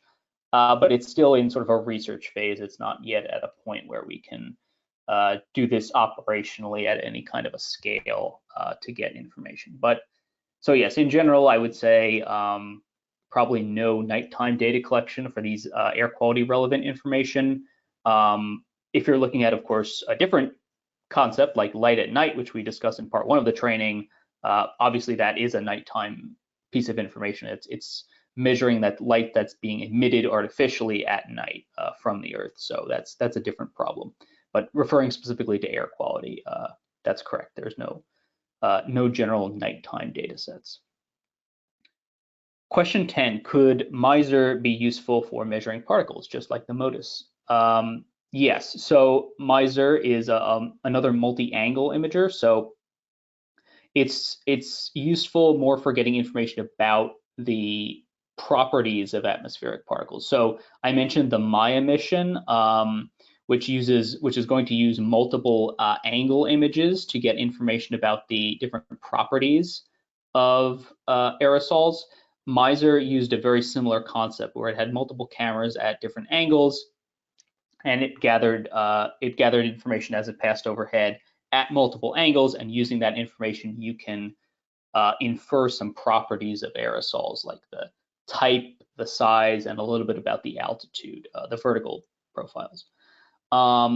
So I would say while it's similar to MODIS, it does have some limitations. It has a smaller swath width, so it doesn't provide the same sort of 1 to 2 day coverage as MODIS did. But the reason we're interested in it, basically we can combine the information from MISR together with the MODIS information to build an overall better understanding of aerosols than we would get with either instrument by itself. So that's what I would say about that. Question 11, can datasets be overlapped in Giovanni like you did in Worldview? So again, I only showed very limited examples of what you can do in Giovanni, and there are some plotting options that do allow you to select multiple datasets and compare them with each other. For example, there's a difference plot. You can select 2 datasets and then plot the difference between those 2 datasets. There's also a correlation plot. You can, if you have sort of 2 time series datasets, you can select both datasets and then plot the correlation between those 2 datasets. But it's not quite the same thing as I think what you're asking about, which is overlaying one on top of the other. So yeah, in general, in Giovanni, you wouldn't be able to overlay data sets on top of one another like was seen in Worldview, but there are some plotting options that allow you to compare 2 data sets to each other. Question 12, when will the new North America satellite data be available? I'm assuming here that you're referring to the Tempo mission that I talked about. So that was actually launched in April of this year, and they're anticipating the release of the full data products that they had planned to produce for this mission sometime early next year, if all goes well. I will note that just a few days ago, the team released some of its what they call first light imagery. Basically, they're in the early stages of checking out the instrument, making sure everything's working well, and testing out their algorithms. And as part of that test, they did produce some data. It's not like the full final data that they expect to produce, but it's some preliminary data, and it's very interesting. So I put a link in the Q&A document here, which again you'll have access to in a few days when we're finished going through and finalizing our answers, and you'll be able to look at some of that imagery. Question 13, how to improve air pollution retrieval techniques by artificial intelligence and machine learning algorithms? Any case study? So I alluded to this earlier, but most of the aerosol retrievals, the satellite retrieval algorithms, make use of the basic radiative transfer theory, the optical theory, and go from that theory to the practical algorithms that are used to make these retrievals. There has been research in using machine learning for this problem, either fully replacing the radiative transfer models with some kind of machine learning model, or more commonly what's done is specific parts of that radiative transfer equation that are particularly computationally intensive might be simplified using a machine learning algorithm, a proxy model, anyway, a machine learning algorithm that replaces sort of the more computationally burdensome parts of the process and perform reasonably well. Yeah, so we'll have to follow up and look for some specific examples of that to refer you to. But yes, that is something that is being researched. Question 14, satellite measurement generates some uncertainty, especially in areas of complex orography. This leads to few valid satellite measurements or significant quality control. How could it be handled, or what would you suggest to handle the data in a PM2.5 particle material investigation using 550 nanometer AOD? So yeah, that's definitely true. Clouds and other sources of uncertainty definitely interfere with the satellite data retrievals. And then depending on your area of interest, particularly if it's a very small area, you may need to average data together spatially or temporally to collect enough data to sort of overcome via averaging the uncertainties and get a more robust result. So yeah, unfortunately, there's not really a sort of a general answer for that, but you're very correct in identifying the fact that these factors all lead to uncertainty in the measurements.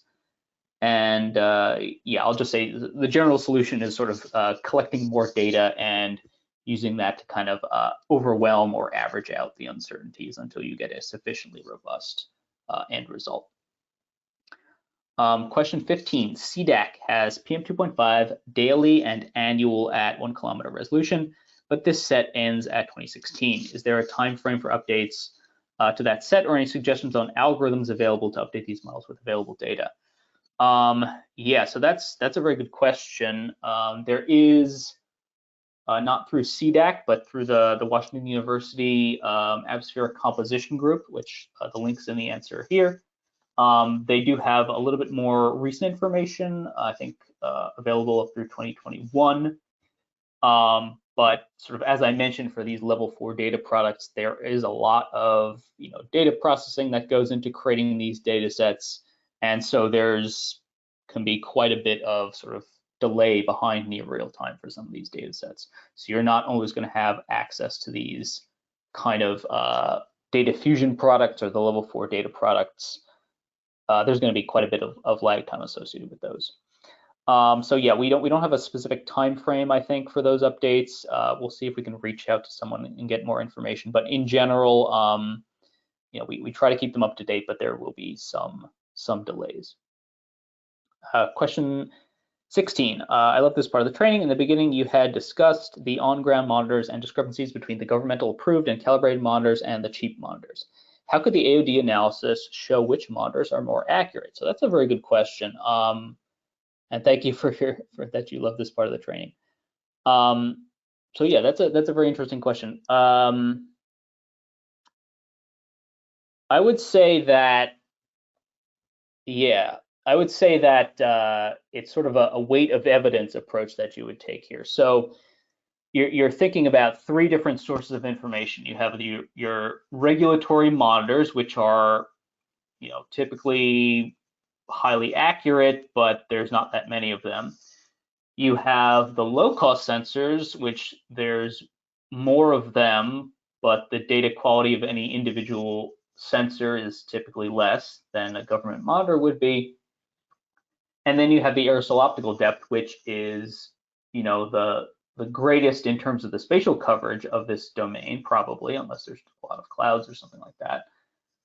But it is still a column quantity, so it's not necessarily related to what's happening at the surface level. So my general advice would be to sort of intercompare all these data sources. And if you can show, let's say, okay, there's a good agreement maybe between your government regulatory monitors and AOD, and if that is established, then you can sort of trust that the AOD is maybe giving you a good sense of what the variability is.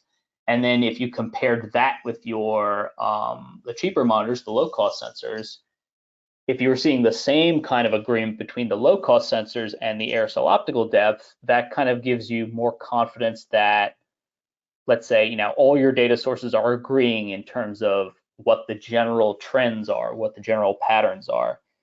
And through that agreement, you have sort of higher confidence in each of the individual data sources, and then you might be able to go and say something about that. So that's, that's a bit high level and a bit vague, but that's my general guidance there. And I'd say, yeah, this is definitely an area of active research in how we can combine the satellite, the ground-based monitors, low-cost sensors, all our data sources together in the best way, and get the best use out of each of these data sources while still respecting the fact that they each have their own limitations. Question 17.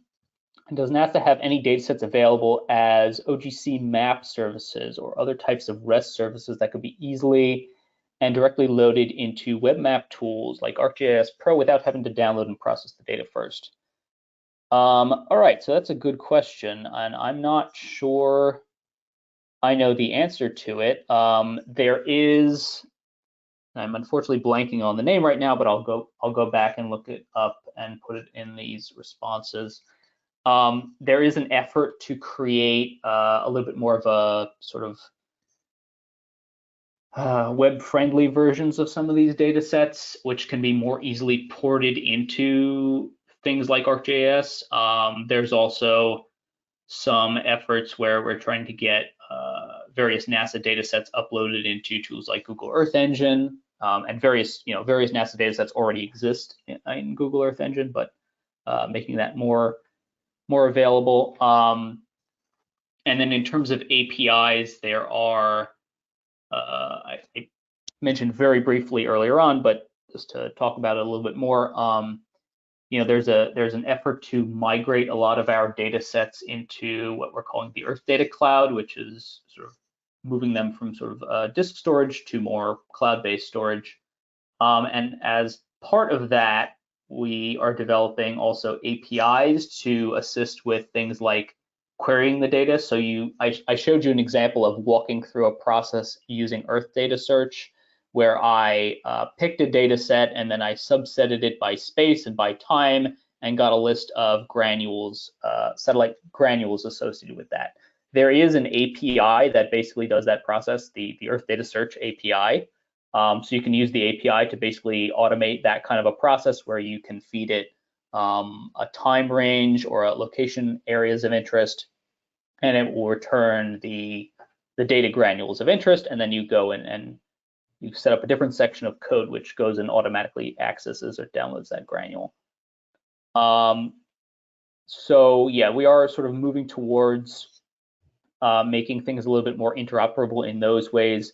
Again, I don't know specifically about OGC maps, so we'll have to look into that in more detail and get back to you. Question 18, how can I convert the OMI tropospheric NO2 units in molecules per square centimeter for PPV to compare with NO2 surface measured data? So as we mentioned during the training, the satellite, the OMI satellite in this case, is measuring a column quantity. In this case, the tropospheric NO2, so the amount of NO2 in the tropospheric portion of the atmosphere, which is the lower portion of the atmosphere. And that's refers to the full column there, versus the parts per billion, which is a volumetric measurement, which in this case, I'm assuming you're referring to the specific, I guess, yeah, you said sort of the surface measurement. So this is a parts per billion volume at the surface level specifically. So converting between those two is not necessarily straightforward. In general, it requires what I mentioned earlier, which is the level 4 data products, where we take the satellite information and then we use other additional information. One approach is to use a model, a global atmospheric model.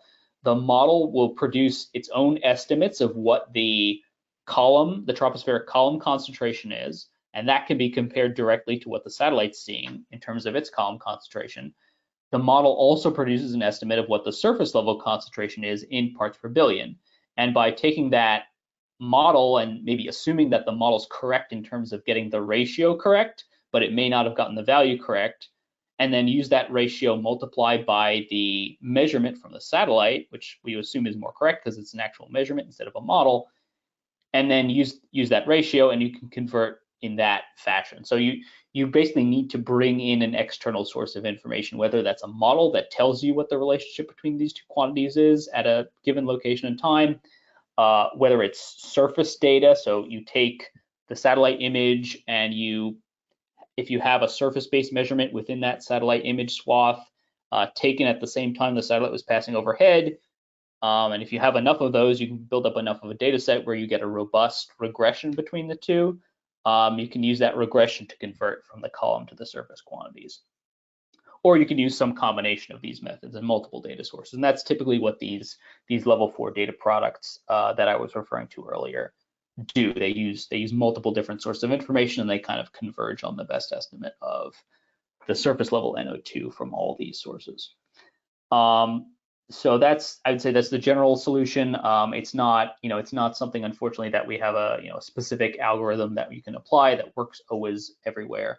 It's very much something that needs to be sort of worked on, and there are various approaches that can be done, and that's why we have these level 4 data products that apply these different approaches, and we produce those level 4 data products from that. So question 19, how accurate is the air quality data collected from satellites, especially in areas with varying environmental conditions? What are the main sources of uncertainty in satellite-based air quality measurements, and how are they addressed? So yeah, that's sort of a general question about sort of the purpose of this part was to kind of provide some general answers to that. So again, there are several sources of uncertainty. There's sort of the inherent uncertainty in the satellite retrievals. So no instrument is perfect, and with any kind of measurement, there's a little bit of uncertainty in the retrieval itself. Then there's some additional uncertainty due to, for air quality specifically, converting between what the satellite is seeing, which is the full atmosphere, to what's most relevant for air quality, which is I discussed in the previous question, which is the surface level concentration. So you're needing additional data sources, like I mentioned, the models or the ground-based sensors, to make that conversion. There's also the fact that the satellites have limited coverage, either due to cloud cover or due to nighttime, or just simply due to the satellite not being overhead all the time in the case of a polar orbiting satellite. And so if you're trying to figure out, what's the average concentration throughout the day, the satellite's only passing over at a specific time of day, you need to make some assumptions about, what's happening at all the other times of day when the satellite's not overhead, or what's happening at night when the satellite's not collecting any information. So those are the sources of uncertainty.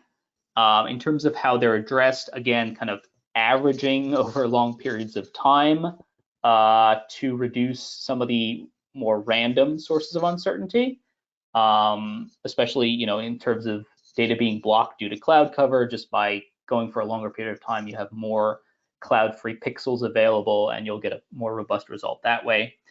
Of course, some sources of uncertainty wouldn't be reduced by that method. For example, if you're thinking about the nighttime concentrations and you only had satellite data during the daytime, no amount of averaging of that daytime data is going to tell you anything about what's happening at night. And that's where bringing in other information sources like models, like ground-based measurements, comes into play. Kind of as I alluded to in the previous answer, kind of using these multiple sources of information to try to home in on the best estimate of the quantity you're interested in. I think I'll leave it at that for that question. Okay, so question 20, how do satellite-derived air quality measurements complement or differ from ground-based monitoring stations? Are there challenges in reconciling data from satellite observations with ground-based measurement? Absolutely. As I discussed sort of previously, I'll just reiterate a little bit. So how do they complement each other? So the ground-based monitors, they have the main advantage of being right there out on the ground level where people are living or breathing. So what they're measuring is really the best measurement we can get of the local air quality situation where that monitor is. But these monitors are not everywhere. I talked about that a little bit at the beginning, but on a global scale, these monitors are very few and far between. So what the satellite brings is basically the global coverage. We can get, with a polar orbiting satellite, we can get the whole Earth. With a geostationary satellite, we can get, a significant chunk of a hemisphere maybe. So that gives a big global coverage with several limitations. The one being that it's looking at the whole atmospheric column, not just what's happening at the ground level, and the limitations in terms of, especially for the polar orbiting satellites, the time. So it's only maybe taking one observation per day, and maybe less than that if it's blocked by clouds.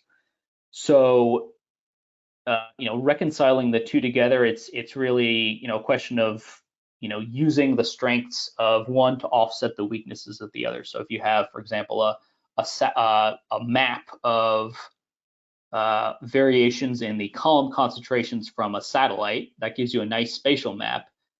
And maybe that map covers, a couple of ground-based monitor stations.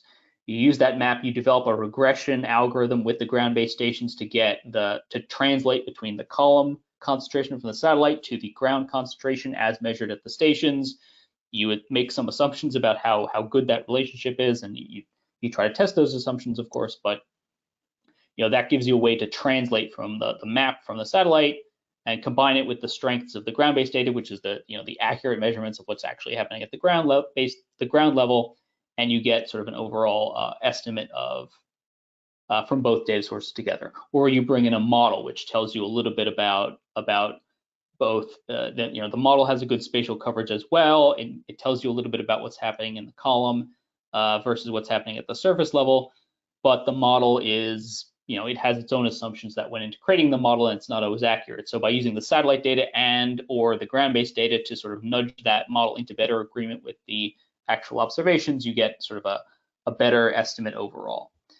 So I think, again, I'll leave it at that, but that's sort of a general challenge of how do you use these data sets together in the best possible way. And I've kind of highlighted a little bit of what the strengths and limitations of each data set are. And you kind of have to be a little bit clever and use the strengths of some data sets to overcome the weaknesses of others to get a better overall picture. Question 21, would you recommend combining AOD matrix of AOD Terra and Aqua for better PM2.5 resolution, apart from contrasting low cost and ground measurements? So I think, the first part of this question is combining data from the Aqua and the Terra instruments, and that's actually done. I mentioned it briefly earlier in the MAIAC algorithm, MAIAC, which is the data product we typically recommend for people who are more interested in air quality applications.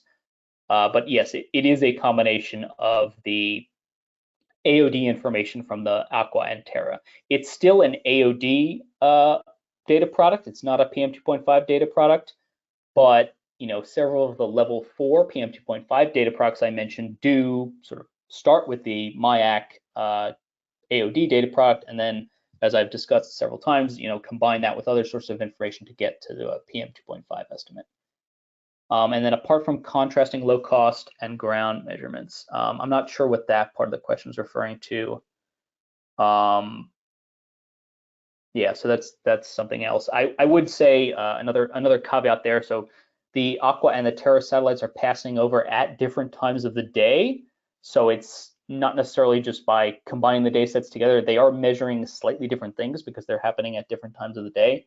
So there's a little bit of adjustment that needs to be made with regard to that fact. But so that's what I'll just say about that. Question 22, can LiDAR be used to help fill the gap between 2.2 kilometer and ground monitoring? Yes, so I think with LiDAR, either the space-based LiDAR like the Calypso instrument, or there are ground-based LiDARs as well, which do the same thing, just looking from the ground up. They give a lot of information on the vertical profiles of aerosols in the atmosphere, which is very useful for better understanding the atmospheric system. And in places where that LiDAR information is available, that's definitely a way that we can create that bridge between the column observation from a satellite and what's actually happening at or near to the ground level. The difficulty there is that these LiDARs are only in specific places, so they would only be applicable for a few specific places. I mentioned earlier briefly the Calypso instrument has a very narrow swath width, so even though it's orbiting around the Earth, it's covering a lot of the Earth's surface, but it takes many orbits to get a full coverage of the Earth. I don't recall off the top of my head how many, but it's several orbits. So that's a limitation there, and I think the bridge there as well is sort of a model. So we kind of use the LiDAR information to compare that with our models to make sure that our models are accurate as possible. And then we sort of rely on the model to do its thing in other areas where we don't have these LiDAR observations. We assume that it's performing fairly well in those areas as well. And then we can use the model to tell us about where vertically in the atmosphere these aerosols are. But of course, you know, there are assumptions, there are limitations and uncertainties associated with that. All right, so I think we've come to it seems like we've come to the end of questions in this Q&A document for today, and we're coming pretty close to the end of the allotted time for this training. So we'll wrap it up there. Thank you again for attending, and thank you for all your questions. Again, we'll be going through this Q&A document, finalizing some of our answers, filling in where we need to reach out to other people to get some more specific information on specific things. And then we'll be finalizing the document, as I said, and then posting it to the training webpage in a few days. So thank you again. And yeah, we're looking forward to seeing you again for the final part of our training on September 6th.